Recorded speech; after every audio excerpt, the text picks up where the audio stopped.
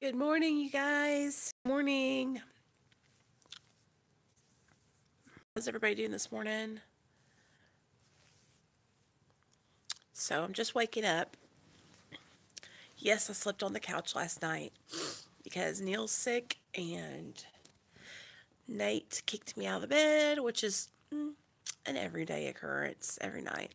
But it's okay because I love my boy and I want him to be comfortable. So if he has to sleep in mommy's spot, then he sleeps in mommy's spot. Um, I have to go to work today. I have to do 2 stores. Ooh. Oops, sorry about that. I have to go to my therapy appointment at 2. So will be good. Remember when I went the week before last and saw my doctor and asked them to put me back on monthly visits because I was feeling like I was struggling. So I'm feeling good about the decision to do that. Um,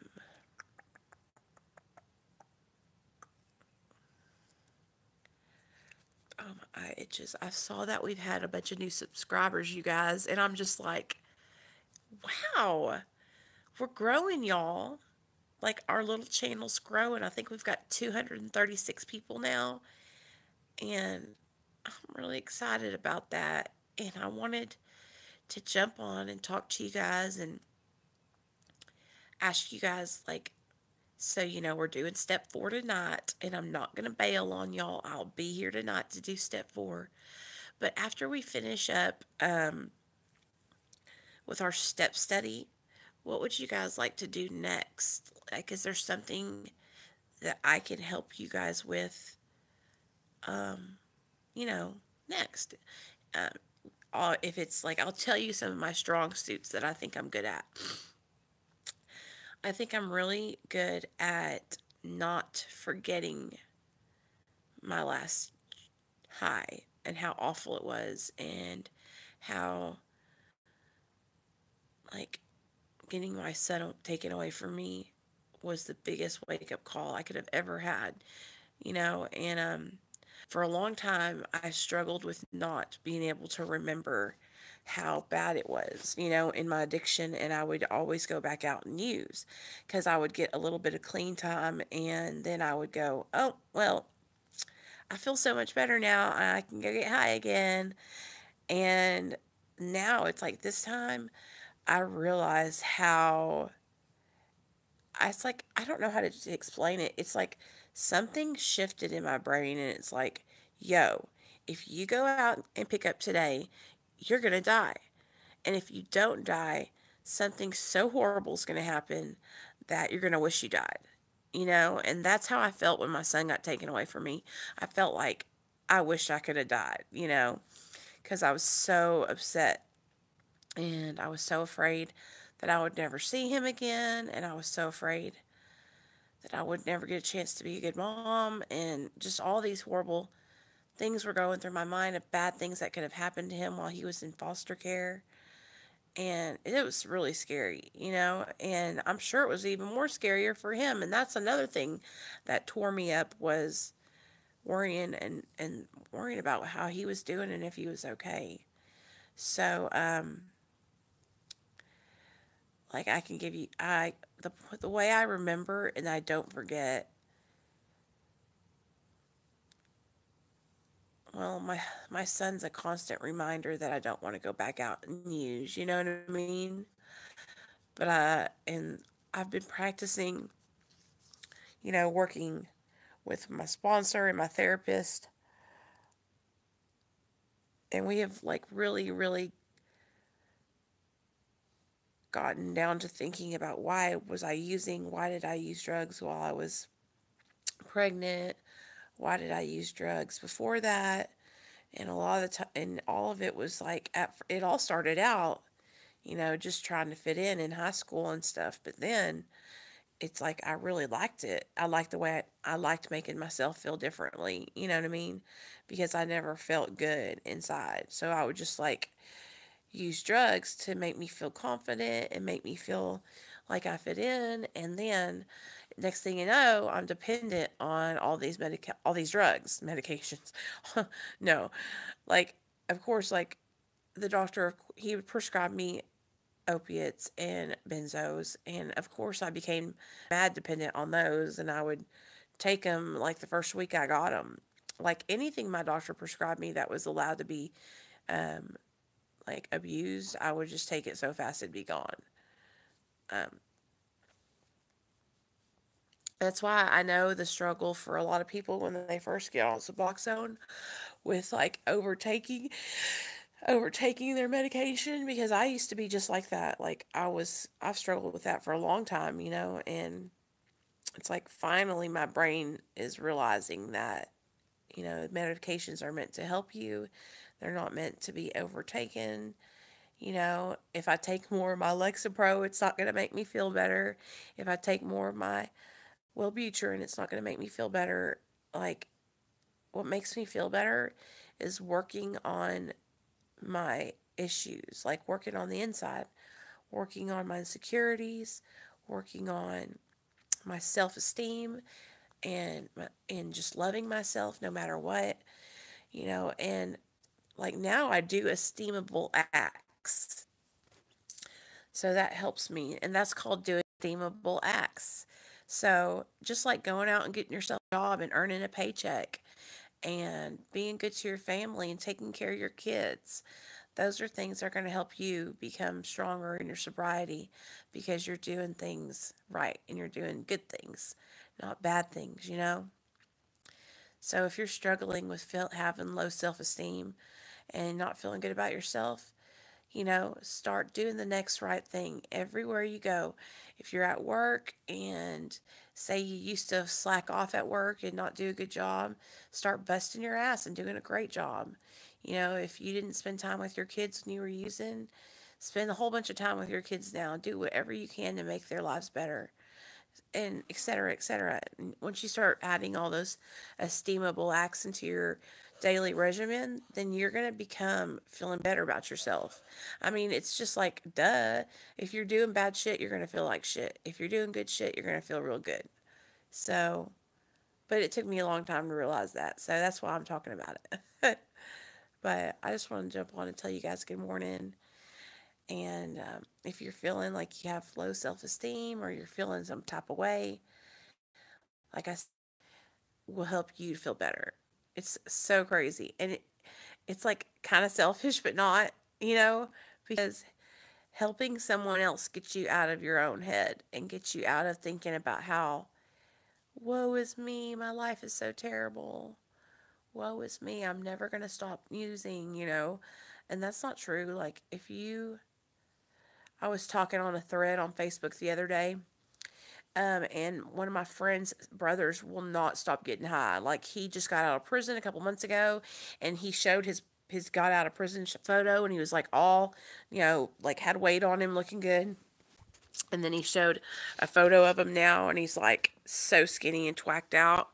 And he was like, his family's telling him that he's being too hard on his brother because he's sober now. Both him and his brother were both drug addicts. And I was like, nah, man, you're not being too hard on your brother. I was like, because his brother is like a repeat offender. Like, he gets in trouble with the law, and that's what happens. He'll go on like benders, and then he's not just like a drug addict who's out getting high. Like, he's out committing felonies. And so he would keep on getting arrested and keep on getting arrested and going to prison. And so, I was telling him, I was like, he probably, first of all, is stuck in this cycle of like doing bad shit, feeling bad about himself, feeling bad for himself, beating himself up, getting high, doing bad shit, feeling bad about it, beating himself up, getting high. You know what I mean? And a lot of the times, people like that who are like so used to going to prison over and over again, they need like somebody to come in and say, hey, you can do good. Like, your life is worth, excuse me, your life is worth doing, good for, and you are worth doing good, because their self-esteem and their self-worth is so low, and they've never done anything else but go to prison, and steal and lie and cheat and that they have to have somebody to help them rebuild their person, because all they know is like doing criminal acts. And that's what I'm telling you guys, like, I was the same way. I didn't know how to walk into Kroger without jacking some stuff. Hey Teely, what's up? I was just talking about how, like, my friend's brother, he is like a repeat offender. He keeps going to prison, then getting high and getting out, then getting high and getting caught doing something, and then goes back to prison. And my friend is like, I'm glad to see you too. He's like, I'm so hard on him, and my family's telling me I'm hard on him, and I'm like, no, you know, sometimes like that little seed just has to be planted. Like, him seeing his brother getting sober is just like, hey, if my brother can do it, I can do it. You know? So, been there, done that, so you can do it. Yeah, and the thing about it is, like, a lot of people, I feel like when they're like so used to going into that setting of prison or institutionalized, what happens is it just becomes a revolving door, and it's almost like a break for them. Oh, well, I got caught. Now I can have three hots in a cot, and I can eat, and I can get my weight back, and I'll get better. And that's that institutionalized criminal behavior mind. Because it's like, okay, well, I've been on this bender. I committed a felony. They caught me, and now I'm going to go take a year break and get strong again. You know what I mean? And then they come out, and instead of like going to meetings, getting a sponsor, or starting a whole new life, they go right back out to those same people, places, and things that they were in the beginning. And I did that, you guys, for years. And I wasn't like going in and out of prison, but I was going in and out of treatment centers. And I would go into rehab, take 30 days off, get my weight back, and then I would go back out thinking, oh, well, I can still hang out with these old friends, or they're my friends. I can't leave them behind. You guys, I will tell you right now,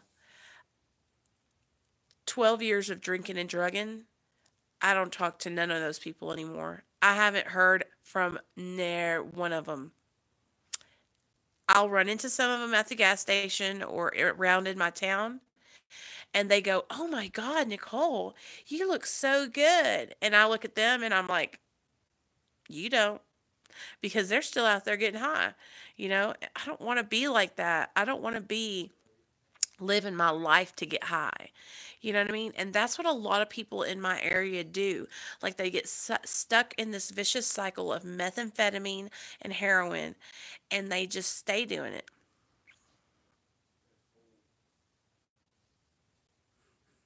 Yeah. So, but I see like a lot, because I live in Arkansas, and it's like the meth capital of the world. And a lot of people, they get stuck in this mentality of they're not very wealthy, they're like poor, okay? And so what they do is they get stuck in this like system of like just doing the same thing and not feeling like they have any other options, you know? And I feel like that's where we come in, and we have to share like our experience and hope, so that way, hopefully, if somebody's out there that's struggling in that cycle, like, that they can see and say, you know what, maybe I can change, maybe I can get better, maybe I can get out of this like vicious cycle of like prison and treatment and, you know overdosing and all that stuff.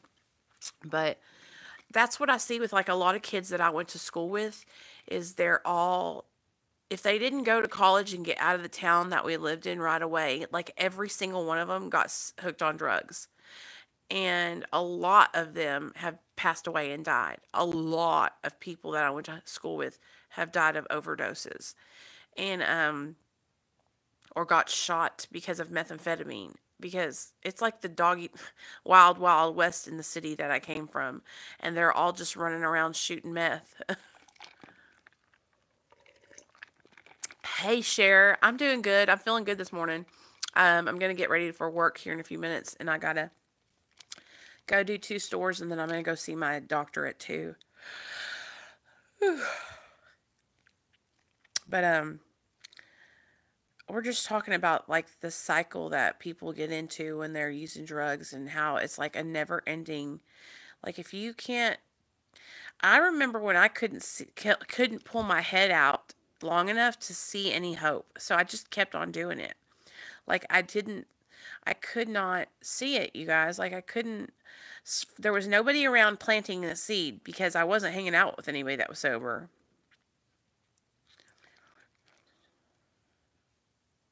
These mistakes don't find you. That's right.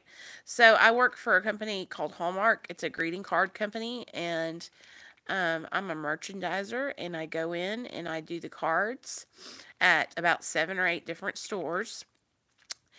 And I have this little device that I go in with, and I clock in, and I go to work. But it's like I do the stores that are free, that are in stores. Like I do the card section inside the Walmart, inside the Kroger, inside the Walgreens, inside the post office, those kind of things. I don't work inside of a freestanding Hallmark store. I just work at different places making their cards look good and doing their merchandising and setting up displays and taking down certain holiday cards. It really is fun because I have the freedom to like, well, I mean, I can make my hours, like, of course they need to be during the day. So-called social expressions which carry your card in. Oh, cool. So, I have, like, of course, I need to be in work during the day because I can't work at night. They don't like for you to go in at night. So, but I go in, like, say I'm sitting here right now, kind of getting myself together, and then I'll go into my first store. And I usually get in there and I might put one earphone in and listen to a podcast or listen to some music, and then I just do my thing. And if there's customers in there, I help them. And I talk to all the people inside the Kroger that I go to, or the Walmart or the Walgreens. And I know all them and they know me. And I, got a good rapport with them. Um, but I really enjoy it because it's something that, like, I'm good at doing it. You know what I mean? Like, it's not a lot of brain work, but it's like I go in, I unload shipment, I put up cards. It's just work, you know what I mean? Like regular old work. And I like it. I like it a lot.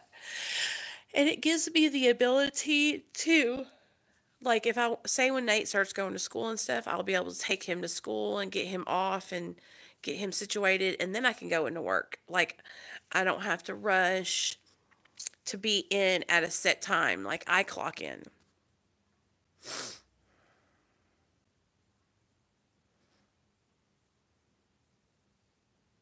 Oh, and listen, share, I do. Like, you guys, I tell everybody about my recovery. I meet so many people in stores that are like struggling with opiates. So many people because I'm like, my card sections is usually right by the pharmacies in each place that I go. And a lot of times, you guys know you can peep somebody out that's, either waiting on their drugs to get filled or not feeling good. And a lot of the times, I feel like God sets me up in the right place to run in people because I cannot tell you how many times I have ran into people who are struggling with opiate addiction and are at the pharmacy getting stuff filled or trying to get Suboxone or just having some kind of problem.